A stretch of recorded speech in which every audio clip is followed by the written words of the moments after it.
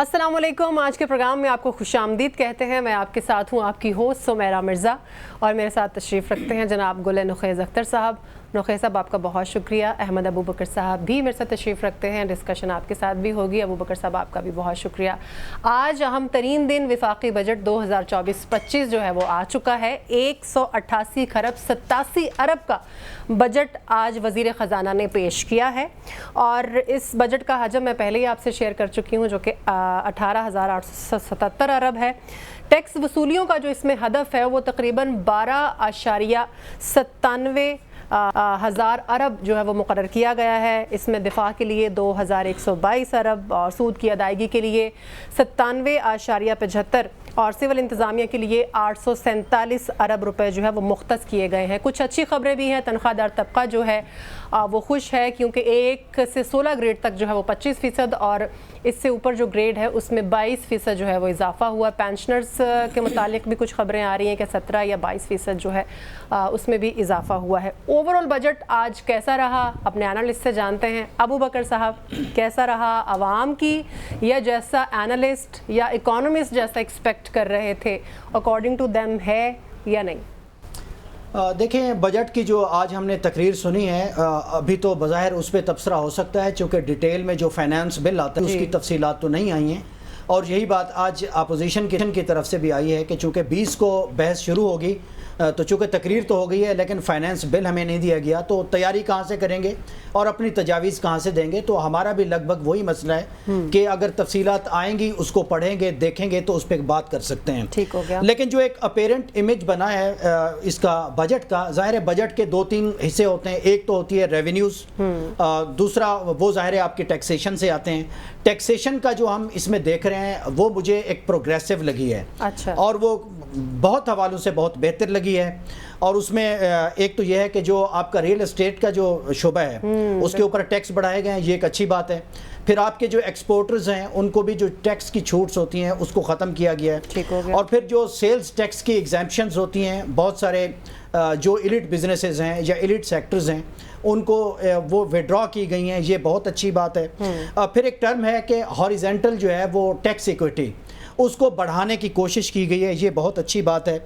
और इससे हमारी जो ओवरऑल फिस्कल जो एक कंसोलिडेशन है जैसे IMF के साथ ऑलरेडी चल रही है, पहले भी हमने टैक्स हदफ भी अपना पूरा किया है और बाकी मेजर्स भी उठाए हैं जो बहुत कड़वे हैं, जिससे महंगाई भी बढ़ी है, टैक्सेस भी बढ़े हैं, तो वो भी ज़ाहिर करने की कोशिश की गई है इसमें। दूसरा इसमें है एक्सपेंस का जो खाता है हमारा, चूँकि एक्सपेंस की एक लंबी डिटेल है लेकिन मैंने देखा है कि इस हुकूमत के कुछ तो एक्सपेंसेस ऐसे हैं जो बिल्कुल इनएविटेबल हैं, जिनके बगैर गुजारा नहीं है। जैसे हमारी डिफेंस स्पेंडिंग है या जिस तरह से बेनज़ीर इनकम सपोर्ट प्रोग्राम को या गुरबा की जो एक पुअर्स की जो एक मदद करनी है हमने, उनकी जो लाइफ बेहतर करनी है वो हमने बढ़ाना है। इसी तरह से पेंशन्स का मसला है, उससे हम जान नहीं छोड़ा सकते, वहाँ भी हमने पैसे डालने हैं।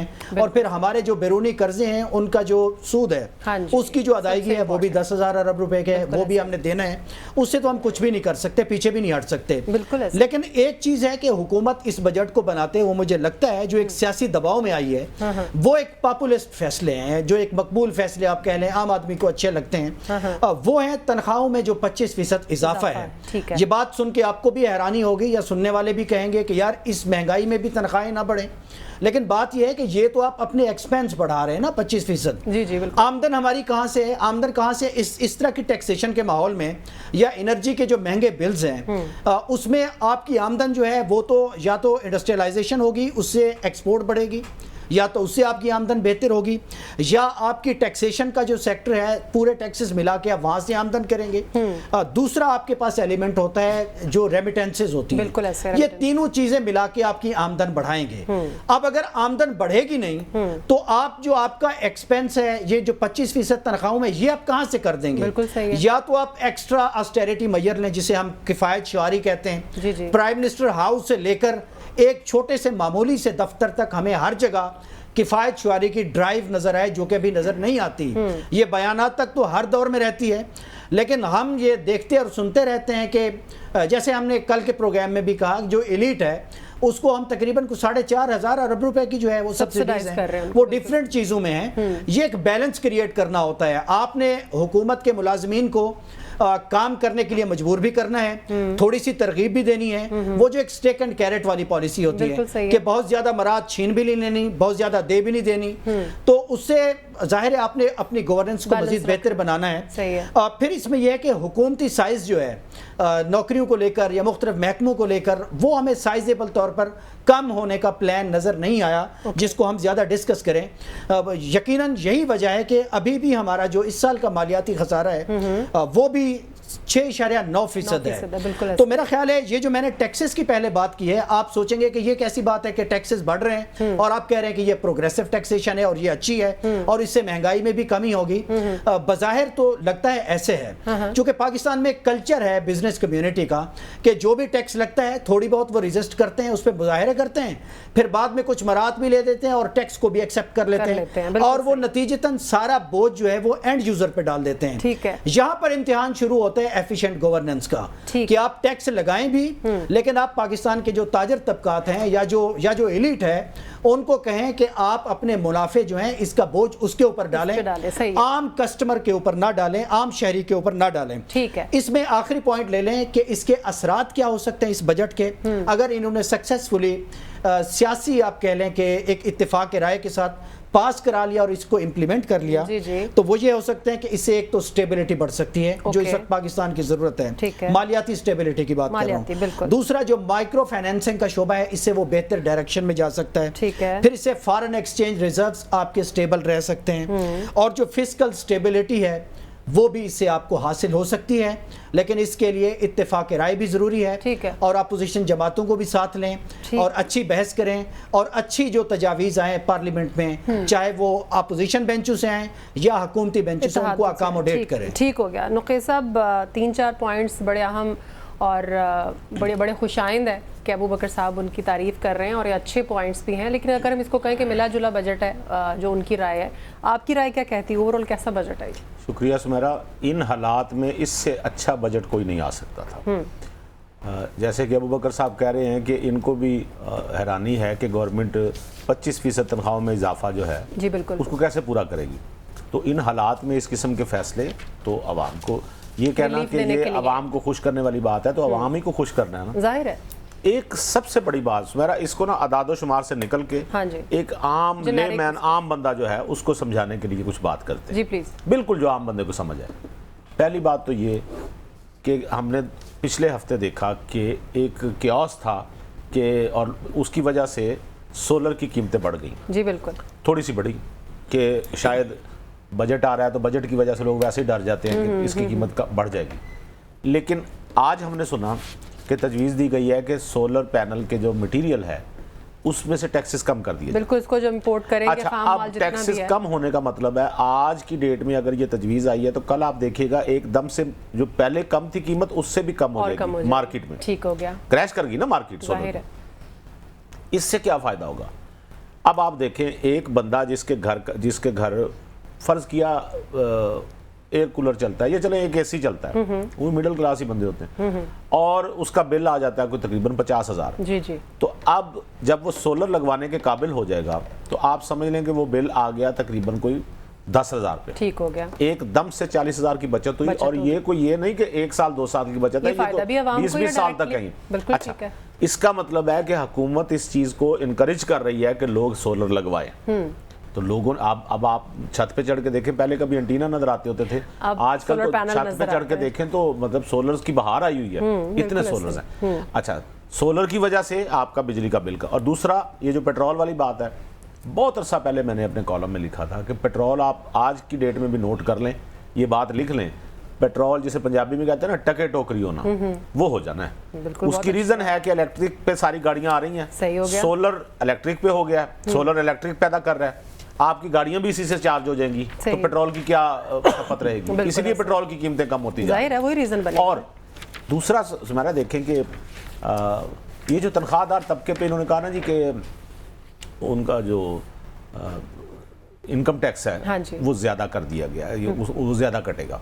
मैं ये समझता हूँ ये ज्यादती है। उसकी वजह यह है कि तनख्वाहदार तबका जो है آپ ایک طرف 25% ایک طرف انکریز کر رہے، ایک طرف آپ بالکل ایسے. اور جو نان فائلر ہیں ان پہ بھی ٹیکس کی ریشو بڑھائیے. چلیں خیر وہ تو ایک اور دوسری بات ہے نا. وہ تو ٹیکس اچھی بات یہ ہے کہ بے نظیر انکم سپورٹ فنڈ نہ صرف برقرار ہے، ہر حکومت میں برقرار رہا بلکہ 27% اس میں بھی اضافہ کر 593 ارب. بالکل. تیسری بات یہ جو کہہ رہے ہیں نا جی کہ یہ ابھی ایک ہفتہ اس پہ بجٹ پہ سمیرا بحث چلنی ہے اور اس کے بعد اس کی اپروول کا مرحلہ آئے گا. ابھی بحث میں بہت سے نکات سامنے آئیں گے. موبائل کی قیمتیں زیادہ بالکل ٹھیک ہے. ہاں جی. موبائل آج کی ڈیٹ تک سمیرا جن لوگوں نے لینا تھا انہوں نے لے لیا ہوا ہے. بالکل ایسے ہی ہے. اب کوئی مزے سے اپنا موبائل چینج کروانا چاہے تو وہ علیحدہ بات ہے. پاکستان میں جس تقریباً سب کے پاس موبائل ہے. ایسا ہی ہے. اچھا پھر آ جائیں گاڑیوں پہ. نہیں پیٹرولیم پہ آ جائے. پیٹرولیم لیوی جو ہے وہ لیوی انہوں نے بڑھائی. اس کی تجویز دی ہے کہ 20 روپے بڑھا دیجئے. 60 روپے بھی دے رہے ہیں 20 روپے 80 روپے. اس کا نقصان پتہ کیا ہوگا؟ یہ جو ابھی ہم سن رہے تھے میرا خیال ہے 15 تاریخ کو جو پیٹرول کی قیمت مزید کم ہونی تھی وہ نہ ہو. برقرار رہ جائے گی، کم نہیں ہوگی. ٹھیک ہوگا. اچھا لیکن آگے اگر یہ قیمت بڑھی تو 20 روپے اب اس میں لیوی بھی ڈال لیں. بالکل. تو اس کے بعد اگر اللہ نہ کرے کو پیٹرول کی قیمت 10 روپے بڑھانی ہوئی تو آپ سمجھ لیں پھر وہ 15 روپے بڑھے گی. ایسا ہی ہے. وہاں اثر اس کا یہ آئے گا. اچھا تیسری بات یہ جو اس میں ٹیکس کے اہداف جو بتائے گئے ہیں میں تو سمجھتا ہوں کہ ٹیکس جتنا بھی ریونیو اکٹھا ہو گورنمنٹ کے پاس یہ سب سے بہتر ہے.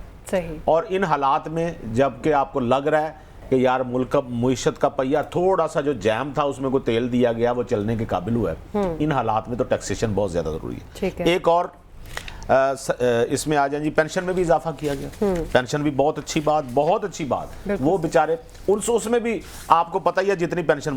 ایک اور بڑی اچھی بات ہوئی یہ جو صحافیوں کی ہیلتھ انشورنس. جی بالکل بڑی اچھی بات ہے. میڈیا کو آپ نے ساتھ ملایا صحافیوں کے لیے. اس سے پہلے پنجاب گورنمنٹ نے پلاٹس وغیرہ بھی دیے اور میں یہ سمجھتا ہوں صحافیوں کے لیے صحافی بیچارہ مرتا کب ہے جب اس کو کوئی تکلیف ہوتی ہے اور اس کو ہاسپٹل میں اچھے ہاسپٹل میں علاج کے لیے پیسے نہیں ہوتے. بالکل صحیح. اور میں یہ سمجھتا ہوں یہ جو ہیلتھ کارڈ ہے میرا تو سوال ہے کہ کیا یہ ہیلتھ کارڈ اس میں کارآمد نہیں ہو سکتا؟ بالکل صحیح. یعنی جو ہیلتھ انشورنس آپ کر رہے ہیں لیکن اگر یہ اس کے علاوہ بھی کچھ ہے تو یہ بڑی اچھی بات ہے. بڑی اچھی بات ہے. اچھا پھر اس میں دیکھ لیں جی پینشن اسکیم میں اصلاحات کی گئی ہیں. میں ایک اور طرف اشارہ کرنا چاہوں گا. یہ جو آج ہم نے دیکھا اپوزیشن نے جو مظاہرہ کیا اور جس طریقے سے انہوں نے شور مچایا اور جس طریقے سے ہم ان کے بیانات پڑھ رہے ہیں تو اس میں تھوڑا سا احساس کرنا چاہیے. ایک بجٹ جس کو دشمن بھی کہہ رہے ہیں کہ یار ان حالات میں اس سے اچھا بجٹ اچھا ہے. ہاں جی. ہمیں سمیرا ان حالات میں آپ یقین کریں اب جو مہنگائی کی شرح ہے آپ دیکھیے گا جس دن یہ بجٹ اپروو ہوگا مہنگائی کی شرح مزید نیچے آئے گی. بالکل صحیح. وزیر خزانہ یہ کہہ رہے تھے کہ مہنگائی کو ہم کم کریں گے. اور پارٹی والا جو معاملہ ہوا کہ وہ اس پہ ہم بات کریں گے ڈیٹیل میں. ابھی ہمارے ساتھ ماہر معاشیات ہیں ڈاکٹر شاہد حسن صدیقی صاحب. ڈاکٹر صاحب بہت شکریہ. سر اوورآل بتا دیجئے کیسا لگا آج کا جو بجٹ ہے جو تجاویز آج پیش کی گئی ہیں اسمبلی میں کیسا بجٹ ہے یہ؟ دیکھیے عوام دوست بجٹ آپ اس لیے نہیں کہہ سکتے کہ جو ایف ڈی آر کے ریونیوز ہیں اس میں سے صوبوں کا حصہ آپ نکال دیجئے تو جو ایف ڈی آر کی رقم بچتی ہے اس سے سود ادا نہیں ہوتا قرضوں پر. تو جو بھی آپ عوام کو ریلیف دے رہے ہیں وہ مزید قرضے لے کے دے رہے ہیں اور اس کا بوجھ الٹیمیٹلی عوام کی دوسری جیب سے اس سے کہیں زیادہ جو ہے وہ نکلے گا. ٹھیک ہے. بات کیا ہے کہ اس میں اگر آپ سیاست سے ہٹ کے بات کریں تو ہمارے پرائم منسٹر شہباز شریف صاحب نے ایک بات کی. انہوں نے یہ کہا کہ ایف ڈی آر نے جو ٹیکسوں کی وصولی کی ہے اس میں 15,000 ارب روپیہ کم وصول کیا ہے. یہ الفاظ میرے نہیں ہیں، یہ ہیں پرائم منسٹر شہباز شریف صاحب کے. ٹھیک ہے. اب سوال یہ پیدا ہوتا ہے کہ جب وہ خود فرما رہے ہیں کہ 15,000 ارب روپیہ کم اور وہ آپ وصول کرنا نہیں چاہتے تو پھر کون وصول کرے گا؟ پہلا تو بنیادی سوال یہ اگر سیاست سے ہٹ کے بات کریں. بالکل صحیح ہے. آپ اپنے منشور کے مطابق یہ کہیں کہ جی ہر قسم کی آمدنی پر ٹیکس لگے گا، بے شک 10 لاکھ روپے کر دیں لیکن جو آدمی 10 لاکھ روپے سال سے زیادہ کما رہے اس سے تو ٹیکس لے لیں. بالکل. لیکن آپ کہتے نہیں جی وہ نان فائلر اور ود ہولڈنگ ٹیکس کوئی چیز نہیں ہوتی. مجھے اگر پاکستان میں رہنا ہے اور میری آمدنی ہے تو یا تو مجھے ٹیکس دیں یا ملک سے باہر چلے جائیں. سیدھی بات ہے. میں تو نہیں چھوڑوں گا. یہ جب تک آپ نہیں کریں گے اور یہی مسلم لیگ نون کا منشور ہے. میں اس کے الفاظ بتا دوں. ہمیں اس بات کا احساس ہے کہ جب تک وفاق اور صوبے ہر قسم کی آمدنی پر ٹیکس نہیں لگائیں گے पाकिस्तान की दीवार मैशत ठीक नहीं हो सकती, उनके अल्फाज हैं। ठीक है। दूसरी बात ये थी कि अब ये जो माली साल शुरू हो रहा है इसमें हमें पता होना चाहिए, पहली तो बात मैं आपको रिकॉर्ड पर आज बता रहा हूँ, नोट कर लें कि जून के महीने में महंगाई मई के मुकाबले में बढ़ेगी, लिख लें आप आज, नंबर 1। नंबर 2 ये कि जो नया माली साल शुरू हो रहा है इसमें बिजली के नर्ख बढ़ेंगे, इसमें गैस के नर्ख बढ़ेंगे, ठीक है, इसमें रुपए की कदर गिरेगी डॉलर के मुकाबले में। ये वो चीजें जिसको कोई डिनाई नहीं कर सकता सियासत से छोड़ के। तिजारती खसारा बढ़ेगा, तो अगर ये और जारी हिसाबात का खसारा बढ़ेगा, अगर ये चीजें हैं, और मेरे मुल्क की जो मईशत की शरह नमू है आपको भी पता है कि 2.4% है, जी जी, भारत की 6.8% है। मैं ये नहीं कह रहा ये इस हुकूमत की गलती है, तो जो दूसरी 5 हुकूमतें आई हैं 93 के बाद से अब के केयर टेकर सब इसमें जुर्म में शरीक हैं। लेकिन मेरी ग्रोथ रेट जो है वो 2.4, भारत की 6.8। मेरी अफरात-ए-ज़र जो है 10 महीने की 25%, भारत की अफरात-ए-ज़र जो है वो 4.8%। ये बातें नजर क्यों नहीं आती हमें? तो हम अपने आप को क्यों इतना बुरा समझते हैं कि हर चीज को सियासत में ले गए कि जी वो चोर है, ये चोर है। छोड़ें जी, कोई चोर नहीं है, आप पॉलिसी सही कर लें, बहुत ताकतवर मुल्क है, ठीक हो जाएगा। ठीक है। डॉक्टर साहब कोई अच्छे पॉइंट्स भी बता दीजिए ताकि हमारे आवाम। मेरा एक सवाल है कि आप क्या समझ रहे हैं कि हमें भी जरा समझाइए कि रेवेन्यू जनरेट करने में गवर्नमेंट के ये इस बजट में नाकाम रहेगी या गवर्नमेंट के अखराजात ज्यादा हो गए हैं?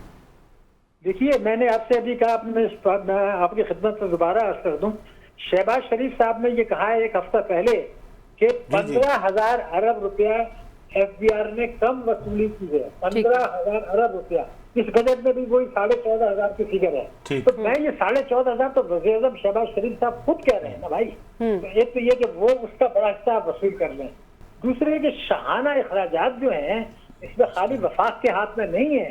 अब आप सूबे भी हैं, अब KPP वही कर रहा है जो पंजाब कर रहा है, पंजाब भी वही कर रहा है जो सिंध कर रहा है। बिल्कुल सही है। जब तक आप अपने अखराजात को कम नहीं करेंगे जो कि गैर जरूरी हैं, उस वक्त और दूसरे टैक्सों की वसूली नहीं बढ़ाएंगे, अवाम पर बोझ डाले बगैर। मैं फिर कह रहा हूँ, मैं तो ये कहता हूँ 10 लाख रुपए सालाना से ज्यादा जिसकी भी आमदनी है उससे टैक्स ले लें। नॉन फाइलर है तो क्यों नॉन फाइलर है, विद होल्डिंग टैक्स है तो क्यों विद होल्डिंग टैक्स है। तो आप हमारे पास डॉक्यूमेंट है, अगर मेरे मुल्क में 5 करोड़ खातेदार हैं, उसमें जो है वो 23,000 अरब रुपया बैंकों में पड़ा है, उससे से निकालने के किसने टैक्स नहीं दिया हुआ, ठीक हो गया वहाँ पर, ठीक है, मौजूद है। अच्छा सर, एक और शोबा भी है, चूंकि हम दुनिया की 5वीं बड़ी आबादी हैं, जो ज़राअत है उस पे 5 अरब रुपए उस पे कोई पैकेज देने की बात है, और ज़राअत पे टैक्सेशन की भी बात करते हैं, तो इस पे थोड़ा व्यू हमें क्लियर कर दें सर आप, क्या हो सकता है इसमें? बहुत कमा लिया, बहुत लूट लिया, अब ईमानदारी के साथ पॉलिसी बनाएं। ये बड़ा अच्छा मुल्क है,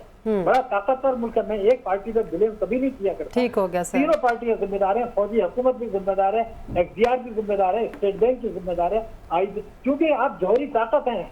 अमेरिका भी आपके पीछे पड़ा हुआ है, आपकी स्ट्रेटेजिक लोकेशन है, चीन को नुकसान पहुंचाने के लिए पाकिस्तान को नुकसान। सही कह रहे हैं डॉक्टर साहब, डॉक्टर शाहिद सिद्दीकी साहब, बहुत शुक्रिया। नुखे साहब, आप अपनी बात मुकम्मल कीजिएगा। और इन्होंने 2-3 बातें की हैं कि ये जो रवां बरस है इसके अंदर रुपए की कदर जो है वो भी गिरेगी, बिजली के और गैस के निर्ख जो हैं वो कह रहे हैं वो भी बढ़ेंगे, महंगाई जो है वो भी इंक्रीज होगी, जबकि हमारे वजीर खजाना जो है वो ये कह रहे हैं कि महंगाई पहले भी हमने कम की और मजीद भी कम करेंगे। दोनों दावों का तो सबूत तब पता चलेगा ना जब अगला महीना चढ़ेगा। ठीक हो गया, ये तो उस वक्त पता चलेगा ना, पहले हम क्या कह सकते हैं। दूसरी बात है, डॉक्टर साहब ने बड़ी अच्छी बातें की है। ये जो कहना ना सुमेरा कि हमें, मेरा एक रिक्वेस्ट है, मैंने कल भी की थी कि लोग फाइलर बनना चाहते हैं। हाँ जी, ये जो लोगों को आप समझाएं तो सही कि फाइलर, देखें लोग मोबाइल यूज करते हैं जी जी, आप उसमें आप कमाल की, आपको एक बात बताऊं, ये एक्साइज का अगर आपने गाड़ी का टोकन ना लगवाया हो, आपने सड़कों पे देखा होगा उन्होंने मुख्तलिफ लोगों को रोका हुआ। जी बिल्कुल ऐसा ही। अच्छा, वो रोक के कहते,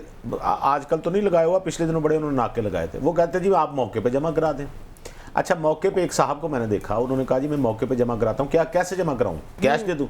उन्होंने कहा नहीं, हमारी एक पहले ऐप इंस्टॉल करें, सही है, उस ऐप से जाएं, फिर उसमें लॉगिन हो, फिर वहां से आपको एक OTP मिलेगा, वो आप अपने उसमें करके करें।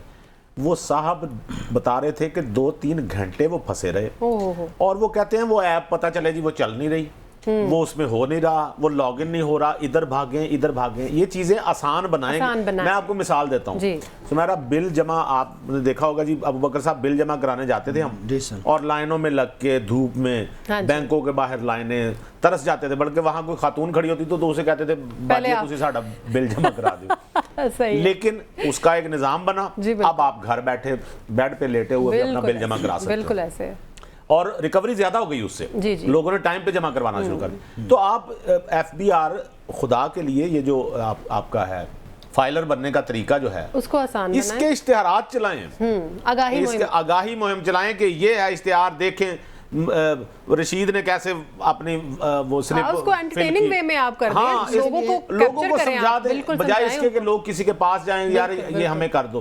تو اتنا ہی آسان بنائیں جتنا کہ ایک موبائل فون استعمال کرنا ہوتا ہے ایک صفحے کا. بار بار یہ ذکر کر رہے ہیں بالکل صحیح کہ لوگ فائلر بننا چاہتے ہیں, ان کو سمجھ, اور یہ خوف نکال لیں ان کے ذہن سے. لوگوں کے ذہنوں میں ہے کہ ہم جو ہی فائلر بنیں گے اس کے بعد پتہ نہیں انکم ٹیکس والے ہمارے پیچھے پڑ جائیں گے. انکم ٹیکس والے پیچھے پڑتے ہیں وہ ان لوگوں کے پڑتے ہیں جنہوں نے بہت بڑی رقم کا فراڈ کیا ہوتا ہے. ان کے پیچھے تو پڑنا بھی چاہیے, لیکن عام عوام جو ہے اس کی آگاہی کے لیے, اپنا جو ٹیکس نیٹ کو بڑھانے کے لیے کم از کم یہ ضرور آگاہی مہم شروع کریں, کسی ایڈورٹائزنگ ایجنسی کو ہائر کریں اور انہوں کہیں کہ آپ ایک بنائیں, سٹوری بورڈ بنائیں. دیکھیے پولیو کے کتنے اچھے اچھے اشتہار بالکل ایسے. جب کام کرنا ہو تو پھر 100 طریقے ہوتے ہیں آپ کے پاس کام کرنے کے. ابو بکر صاحب ٹیکس کلیکشن کی اگر ہم بات کریں, سب سے مین بات اسی طرح ڈاکٹر صاحب بھی جو ہے وہ پوائنٹ آؤٹ اس کو کر رہے تھے, خود پرائم منسٹر صاحب یہ بات کر رہے ہیں کہ ہم ناکام رہے اس میں.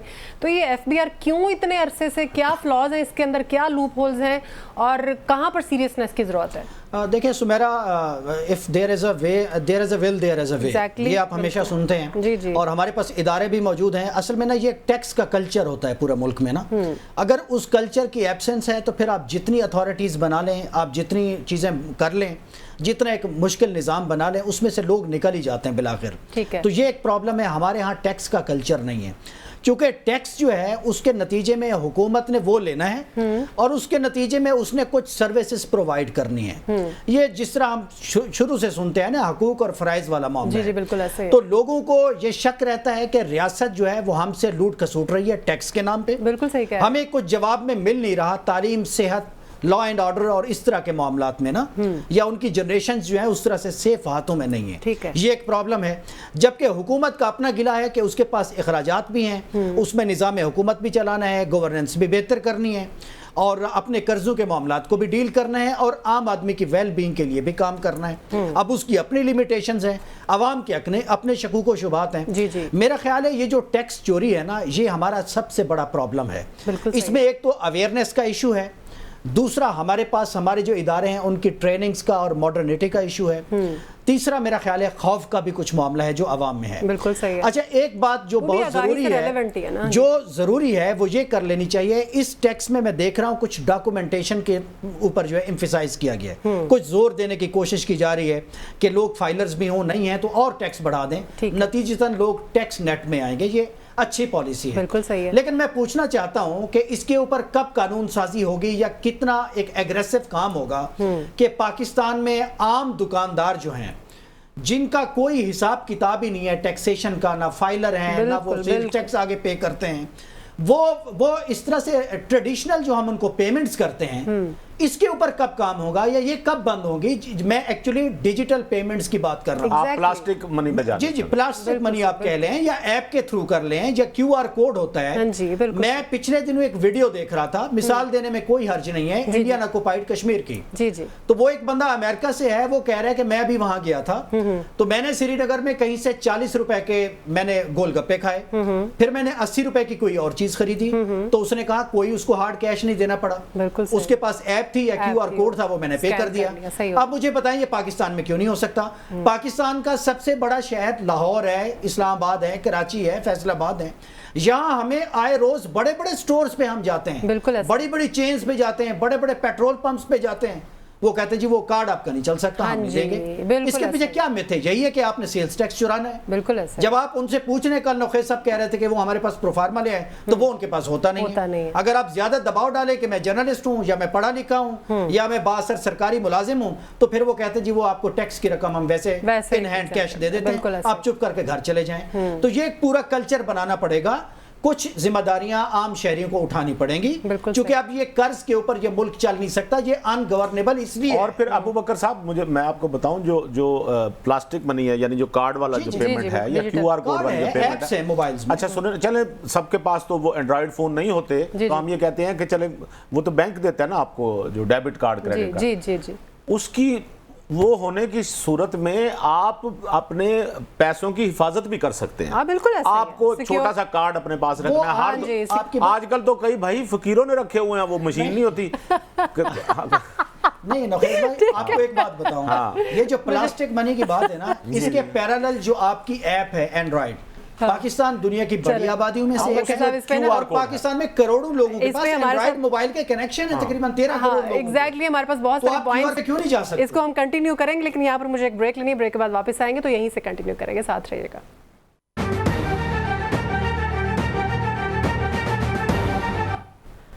ब्रेक के बाद खुशामदीद। अबू बकर साहब, एक और अच्छी चीज़ है इस बजट में कि जो कम से कम उजरत है वो 32 से बढ़ा के 36 कर दी गई है, लेकिन यहाँ पर एक सवाल के निशान फिर है कि क्या इसकी इम्प्लीमेंटेशन जो है वो उस कदर आसान हो सकेगी जिस तरह से हुकूमत सोच रही है?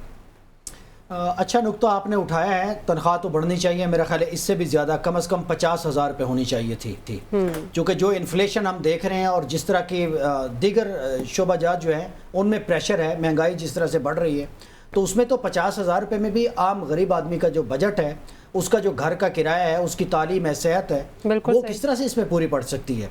तो लेकिन इससे भी बड़ा चैलेंज ये है कि इसको इंश्योर करना, क्योंकि ये सारे का सारा आम मजदूर का जो बोझ है ये तो प्राइवेट सेक्टर के ऊपर होता है ना। आम जो दिहाड़ीदार मजदूर हैं, या हार्ड कोर लेबरर हैं, या जो सनती मुलाजमीन हैं, सनती जो लेबर जिनके ऊपर लाज लगते हैं, उस पर तो बहरहाल इसकी इम्प्लीमेंटेशन हो जाती है, और कुछ सोशल सिक्योरिटी के हवाले से उनकी हेल्थ के भी कुछ मामला जो है वो एड्रेस हो जाते हैं। तो ये इसकी इम्प्लीमेंटेशन जो है वो बहुत मुश्किल है, जो कि पहले 32,000 रुपये थी गालिबन, या 32,000 रुपये थी, उसकी भी इम्प्लीमेंटेशन के बड़े मसाइल थे। बहरहाल कुछ ना कुछ इजाफा किया है तो हम उसकी तारीफ ही करेंगे, लेकिन अच्छा होता ये 50,000 रुपये होता। इससे खुद हुकूमत के अपने अखराजात तो नहीं बढ़ रहे थे, इसको बढ़ाना चाहिए था।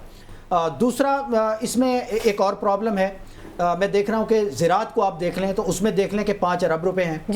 ये बहुत कम इसमें, बल्कि ये तो मजाक है, क्योंकि एक बड़ा दूसरी तरफ उसके पैरेलल हम देखें तो टैक्सेस भी नहीं लगाए नहीं। आप देखें ना कि ये GDP का आपका जो है ना, इसको तो आइडियली जो है वो 20% से ज्यादा होना चाहिए। तो ये कैसे होगा? आप ज़राअत का पूरा एक इकोसिस्टम बनाते हैं, आप उसमें अगर टैक्सेस की छूट दें, देखें टैक्स जहाँ लगना है वहाँ लगाएं, जहाँ बड़े जिम्मेदार हैं, जो बड़े बड़े फ्यूडल्स हैं, उन पे टैक्स जरूर लगाएं। किसी को माफी देने की जरूरत नहीं है अब इस मुल्क में। अब हम इस नहज के ऊपर ये मुल्क चला गया हुआ है, ये बात बहुत क्लियर है, बिल्कुल सही लेकिन साथ एक कम्पिटिटिव माहौल तो आप एग्रीकल्चर के लिए बनाए ना। एग्रीकल्चर की जो रिसर्च है उस पे तो आपको तो अरब रुपए खर्च करने चाहिए ना, बिल्कुल सही, ताकि उससे आपकी जो फसल की पैदावार है वो बढ़ जाए, उससे आपकी फसल में से बीमारियां कम हो जाए। बिल्कुल ऐसा ही है। आपका फर्टिलाइजर का जो शोबा है वो बहुत महंगा है, एक्सपेंसिव है, उसमें कुछ सब्सिडीज हैं या इस तरह की चीजें हैं, या जरी इंजीनियरिंग जो है उसके ऊपर आपको छूट दे देते, वो तो लाजमी देनी चाहिए। तो बिल्कुल ऐसा ही है। हाँ, वो कहते हैं कि ज़राअत हमारा 5वीं बड़ी आबादी कमाऊ पूत है, हमारा ज़राअत है, तो उसके ऊपर बस मैं आपका एक जुमला मेरा ले लें कि दुनिया की 5वीं बड़ी आबादी है, अगर आप ज़राअत को इस तरह से इग्नोर कर देंगे तो फिर आप रोजी रोटी कैसे सिक्योर करेंगे? ठीक हो गया, दुनिया की 5वीं बड़ी आबादी की। ठीक है, फूड इनसिक्योरिटी भी वैसी ही है जैसे अब आप एक ज्योग्राफिया की जो शनाख्ती है, टेरिटोरियल, ये भी वैसी ही है। नुखे साहब, अच्छा स्टेप है हुकूमत का कि जो कम से कम उजरत है उसको 36,000 पर ले आए हैं, लेकिन बात वही है, क्या इम्प्लीमेंट कर पाएगी हुकूमत इसको? और फिर ये एग्रीकल्चर वाले इशू पे भी कमेंट कीजिए। ज़ाहिर तो अच्छा है, हाँ जी, लेकिन इसकी नुकसानात ज़्यादा हो जाते हैं। मैं आपको एक मिसाल देता हूँ, इन्होंने पहले क्या दिया अबू बकर साहब ने, और ठीक कहा, प्राइवेट सेक्टर इसकी ज़द में आता है ना कि आप किसी को रखेंगे तो कम से कम उजरत आप उसे देंगे 36,000। जी जी। तो लोग क्या करते हैं, वो फिर नहीं रखते।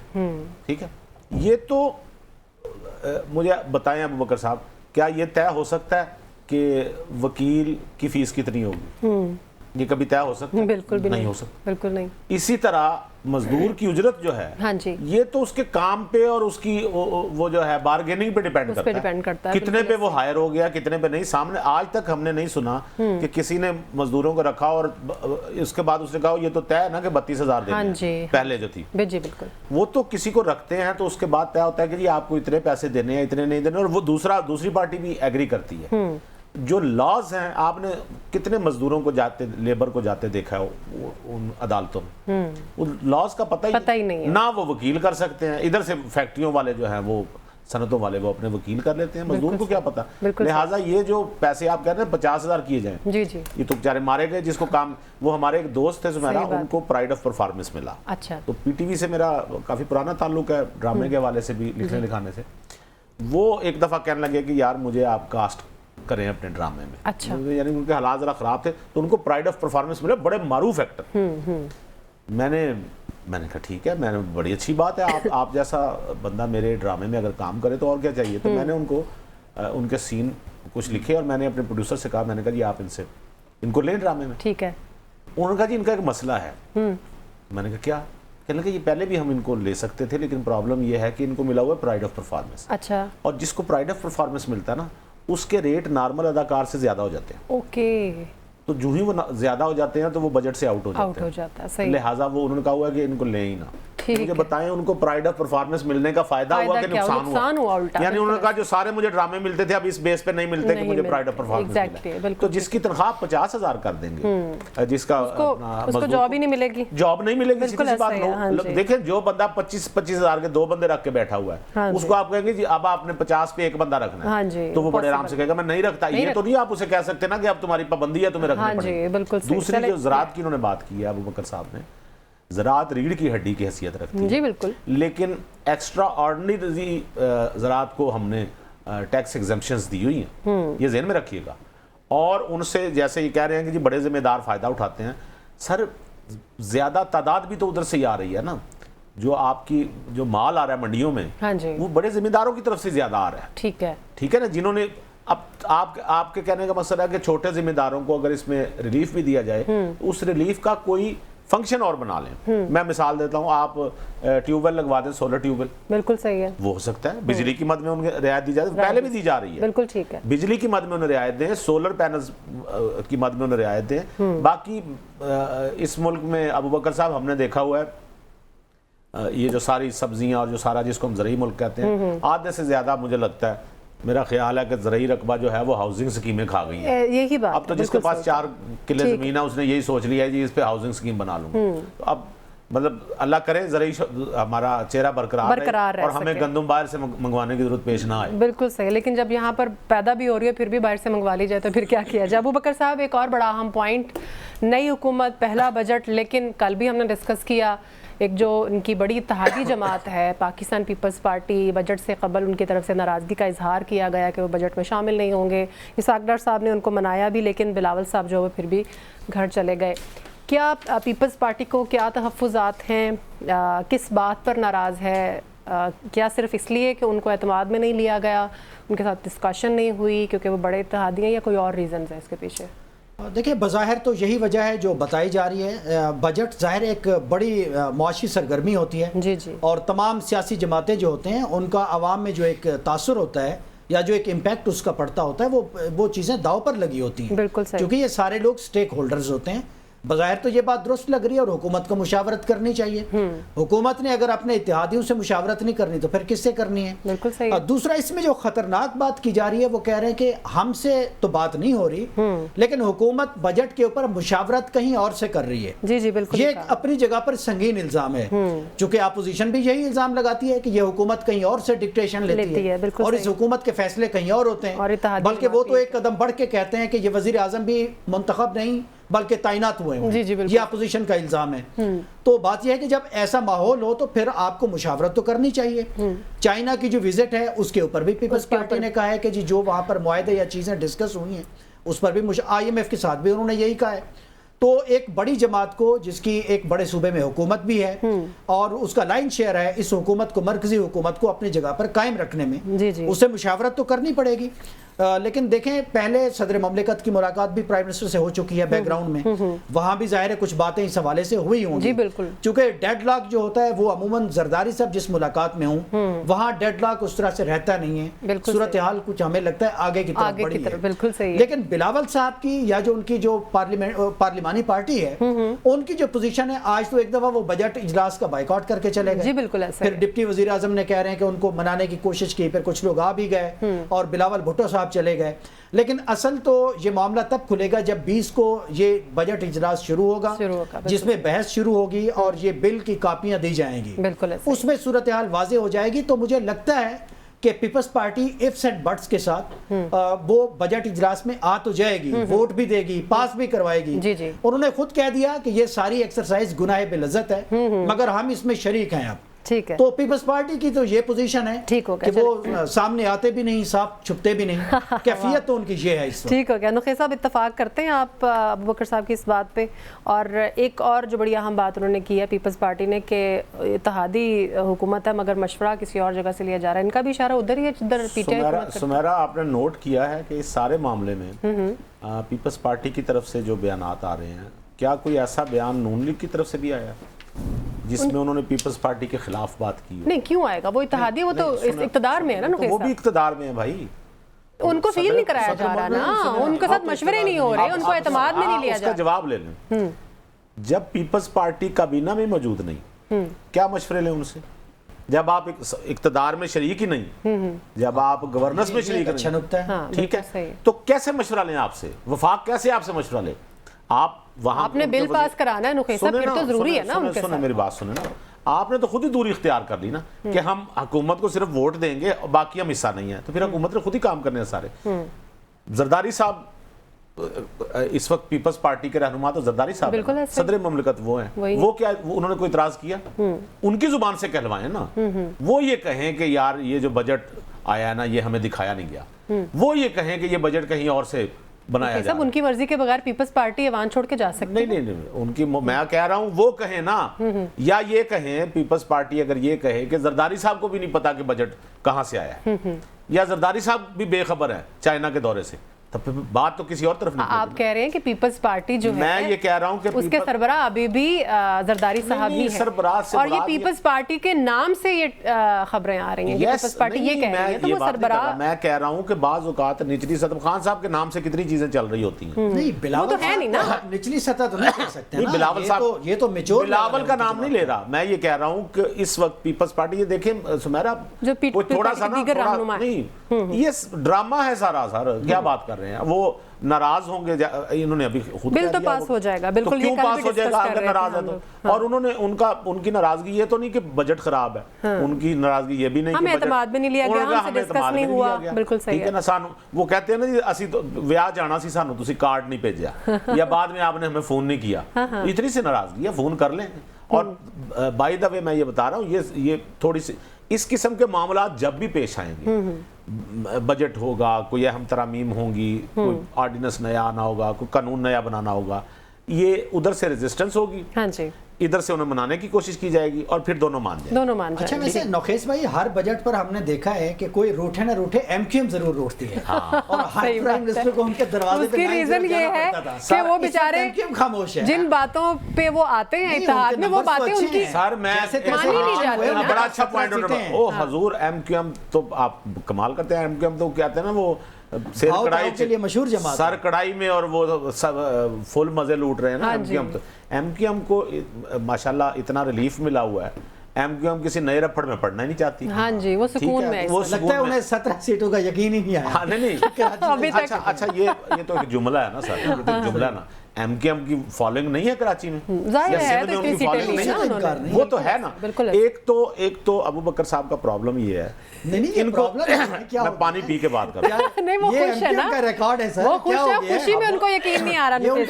85 سے ایم کیو ایم کا کیا ہو گیا, مجھے نہیں کچھ ہو گیا, کچھ ایم کیو ایم کیوں ہو گیا. میں نے کیا کہا میں نے کہا کیا پہلے, وہ کہہ رہے ہیں میں پانی پی لوں پھر جملہ پورا میں نے کہا کیا ہے, آپ اب کہیں, اب آپ بتائیں آپ کس بات. میں نے تو وہاں تک کہا نا کہ ان کا ایک پرابلم ہے, تو پرابلم سنا ہے آپ نے مجھ سے. ہاں وہ آپ بتائیں. ان کو یہ لگتا ہے کہ اس ملک میں صرف پی ٹی آئی ہے ہاں جی جو کوئی غلط بھی دعویٰ کرے تو وہ سیٹیں اس کی ہوتی ہیں، باقی کسی کی اگر سیٹیں زیادہ آ گئی ہیں نا تو وہ تو سوال ہی پیدا نہیں ہوتا، وہ طنز ہے جن کی جو اس وقت میرا خیال ہے اب آپ یہ کریز سے نکل رہے ہیں کہ آپ اپنی حمایت نون لیگ تک محدود رکھیں۔ میں کا حمایتی بنوں، میرا کیا تعلق ان سے؟ میں اس وقت ایم کیو ایم کا حمایتی بنا ہوں بائی دا وے۔ میں تو یہ کہہ رہا ہوں کہ انہوں نے سیٹیں لی ہیں، آپ ان پہ طنز کر رہے ہیں۔ انہوں نے سیٹیں انہوں نے ایسی سیٹیں لی ہیں جیسے حال جماعت لیتی ہیں۔ 1,00,000 ووٹ لے کر انہوں نے 17 سیٹیں لی ہیں کراچی کی۔ واہ واہ واہ، نہیں 1,00,000 ووٹ یہ دیکھیں نا، یہ نہیں پھر ڈیپینڈ کرتا نا۔ اب آپ سمجھتے ہیں ساری چیز کو، ہم اس بحث کا فائدہ ہی نہیں، میں سمجھتا ہوں ہاں تو پھر اسی لیے کہہ رہا ہوں نا، یہ ووٹوں کی تعداد نہیں گنی جاتی نا، ٹوٹل ووٹ نہیں گنے جاتے۔ تو میں گزارش یہ کر رہا ہوں کہ ایم کیو ایم اس وقت ہے سکون میں۔ ہاں جی، ایم کیو ایم کسی نئے چکر میں پڑنا نہیں چاہ رہی، ٹھیک ہے؟ ایم کیو ایم کے ساتھ کوئی مسئلہ، ویسے تو ان کے ساتھ مسئلہ نہ بھی ہو تو مسئلہ کریٹ کرنے میں بھی ماہر ہے، ہاں جی بالکل، لیکن اس وقت کوئی ایسا مسئلہ ہے نہیں ان کے ساتھ۔ بالکل ابو بکر صاحب، ایک کلچر ہے جو ہر دفعہ ریپیٹ ہوتا ہے، آج بھی ہوا، اپوزیشن جو ہے ہم دیکھتے ہیں وہ ڈائس کا گھیراؤ کر لیتے ہیں، شور شرابہ کرتے ہیں، یہ ہمارا ہر جگہ ہوتا ہے، یہ ہوتا ہے ہر جگہ۔ لیکن دیکھیں ایک بجٹ پیش ہوا، آپ پہلے سن تو لیجئے کہ وہ کیا رہے ہیں، ہو سکتا ہے اس میں چیزیں اچھی ہوں، ہو سکتا ہے اس میں عوام کے لیے بہتری ہو، کچھ پوائنٹس ہوں، آپ سنیں گے۔ یہی ہے کہ آپ نے کاپیاں پڑھ کے ہی تجاویز دینی ہے، آپ سن تو لیجئے، اس کو کوئی تہذیب کا مظاہرہ ہونا چاہیے، اس کلچر کو بھی تبدیل ہونا چاہیے نا۔ درست بات آپ کر رہی ہیں۔ ہماری پارلیمنٹ میں یہ جو پارلیمانی تہذیب ہے، اس کا کلچر کا کوئی زیادہ عمل دخل نہیں ہے۔ بہت ساری معاملات کے اوپر ہمیں یہ دیکھنے کو ملتا ہے، جب ایوان پہلی دفعہ بیٹھتا ہے، جب پرائم منسٹر منتخب ہوتے ہیں، ان کی پہلی تقریر ہوتی ہے یا کوئی بجٹ کا موقع ہوتا ہے، لیکن ہم نے ہمیشہ دیکھا ہے کہ ہر بجٹ جو ہے وہ بالآخر پیش بھی ہو جاتا ہے اور وہ پاس بھی ہو جاتا ہے اور اس پہ امپلیمنٹ بھی ہو جاتا ہے۔ جی بالکل ایسا، اور اپوزیشن ہر جگہ یہی تقریریں کرتی رہتی ہے، شور شرابہ بھی کرتی رہتی ہے۔ بالکل صحیح، یہ کسی ایک اپوزیشن کا نہیں ہے، یہ پاکستان میں پارلیمانی کلچر ہے۔ چلیں دنیا کی کچھ اور پارلیمنٹس ہیں، وہ تو یہاں سے بھی ایک قدم آگے چلی جاتی ہیں۔ تو میرا خیال ہے کچھ ذمہ داری جو ہے اپوزیشن کو بھی دکھانی چاہیے، تحمل کے ساتھ تنقید بھی کریں، تحمل کے ساتھ آپ بجٹ کو دیکھیں، اپنی تجاویز بھی دیں، بلکہ میں تو کہتا ہوں پاکستان میں اپوزیشن کو شیڈو وزارتیں بھی بنانی چاہیے، ٹھیک ہو گیا، اپنا شیڈو سیکریٹریٹ بھی بنانا چاہیے اور شیڈو بجٹ بھی دینا چاہیے۔ تو ایک آئیڈیل تقریر بھی پی ٹی وی پہ شیڈو چلانی چاہیے۔ اچھا نخیل صاحب، یہ ویسے یہ بڑے جمہوری ملکوں میں کلچر ہے۔ میچ چل رہا ہے نخیل صاحب، انڈیا کو اس وقت 23 رنز چاہیے اور 23 ہی بالز ہیں، ٹھیک ہے؟ آج ہم نے یہ دعا کرنی ہے کہ انڈیا جیت جائے، آج ہم یہ دعا کرنی ہے کہ انڈیا جیت جائے۔ اگر تو انڈیا ہار جاتا ہے تو پاکستان جو ہے وہ عید پاکستان میں ہی کرے گا۔ تو آج پھر ہم ایک اجتماعی دعا کر لیں کہ انڈیا جو ہے وہ جیت جائے۔ اچھا ایک اور بڑا اہم ٹاپک ہے، میرے پاس ٹائم چونکہ کم ہے، اجتماعی دعا آپ نے پاکستان کی دفعہ کر لی ہوتی۔ ہاں یہ بھی بات ہے۔ اچھا نخیل صاحب اور ابو بکر صاحب، ایک ٹائم ہمارے پاس کم ہے، ایک بڑا اہم پوائنٹ ہے جو آج ہم مس کر رہے ہیں، یہ جو تعلیمی اداروں کا حال ہے، اس کو بہت اہم ہے، اور ہوپ فلی جیسے کہ اب یہ اجلاس جو ہے وہ چلیں گے، اسی طرح ہماری بجٹ ٹرانسمیشن بھی چلتی رہے گی، اس کو بھی ہم ڈیٹیل میں بھی ڈسکس کریں گے۔ لیکن مجھے ایک کامنٹ اس پہ کر دیجیے، اگر ہم اس کو کمپیریزن کرتے ہیں 65 ارب، پہلے تو انہوں نے کہہ دیا تھا کہ 25 ارب پہ لے آتے ہیں اور اس وفاق تک محدود کر دیتے ہیں، لیکن پھر شکر ہے اس کو انہوں نے بحال کر دیا، اور اس کو ہم کمپیریزن کرتے ہیں انڈیا کے ساتھ تو ان کا 5.6 ارب ڈالر ہے، اور اگر بنگلہ دیش کے ساتھ کرتے ہیں تو 1 ارب ڈالر ہے۔